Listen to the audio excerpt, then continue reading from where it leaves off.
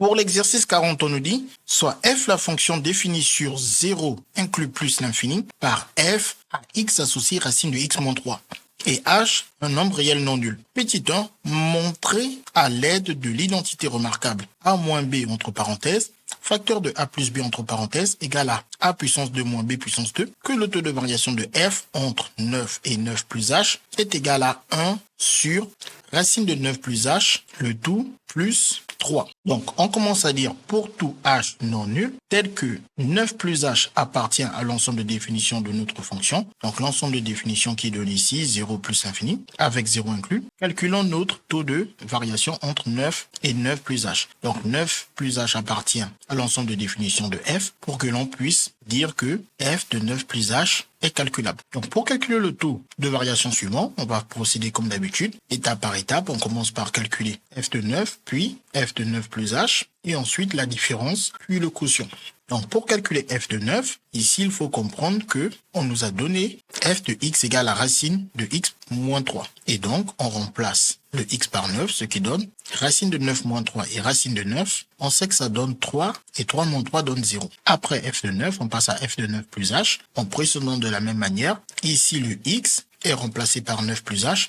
Donc, ce x aussi est remplacé par 9 plus h. Et quand on observe cette expression, on voit qu'on ne peut pas spécialement aller plus loin. Une fois qu'on a fini, on calcule notre quotient qui est la différence des deux quantités obtenues précédemment. On remplace f de 9 plus h parce qu'on a obtenu racine de 9 plus h moins 3. Et ensuite, on remplace f de 9 par sa valeur 0. Et quand on a moins 0, ça ne sert à rien d'écrire le moins 0. On peut directement enlever cette partie pour garder ce résultat. Donc là, nous avons notre numérateur. Il ne nous reste plus qu'à calculer notre quotient. Donc, on commence par remplacer le numérateur par son expression. Et une fois qu'on est là, c'est à ce niveau qu'on a besoin d'utiliser la troisième identité remarquable. Ici, nous avons notre a moins b. Il faut donc faire apparaître notre a plus b. Et donc, pour faire apparaître ce a plus b, on voit qui est le a, c'est toute la racine, et le b, c'est le 3. Donc, le a plus b, c'est la même chose que la première parenthèse, où le moins 3 devient 1 plus 3. Et bien évidemment, si dans un quotient, on multiplie le numérateur par une quantité, on doit aussi multiplier le dénominateur par cette même quantité. Et d'après la troisième identité remarquable, on sait que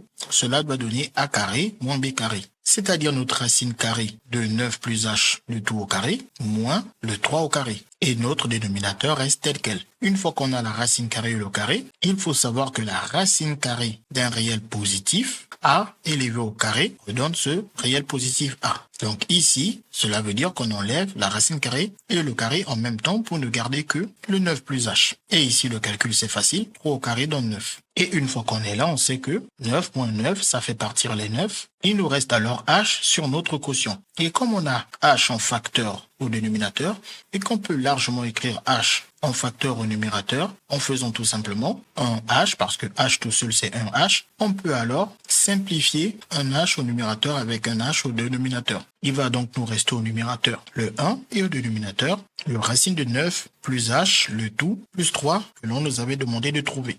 Ensuite, pour la question 2, on nous dit en déduire que la fonction f est dérivable en 9 et déterminer f' de 9. Donc, avant de le faire, super important, le jour d'un contrôle, si vous avez le même exercice, où on vous demande de prouver quelque chose, puis d'utiliser cette chose pour répondre à une question. Si vous n'avez pas réussi à faire la première question, vous pouvez quand même faire la deuxième question en utilisant le résultat de la première question. Donc, vous pouvez très bien avoir 0 à la première question et avoir tous les points à la deuxième question. Et c'est super important de savoir faire cela, surtout lors des examens importants comme le bac. À la question 2, nous allons calculer la limite de notre taux de variation lorsque h tend vers 0. Si on obtient un nombre réel, on pourra alors conclure que la fonction f est dérivable en 9 et que f' de 9 est le réel que nous avons obtenu en calculant cette limite. Si on n'obtient pas un réel, par exemple, si on obtient plus l'infini, ou moins l'infini, ou rien du tout, alors cela voudrait dire que la fonction n'est pas dérivable en 9. Sauf qu'en lisant la question, on nous dit clairement en déduire qu'elle est dérivable en 9. Donc ça veut dire que ce calcul, on s'attend à obtenir un nombre réel. Donc, première étape, on remplace notre quotient par son expression.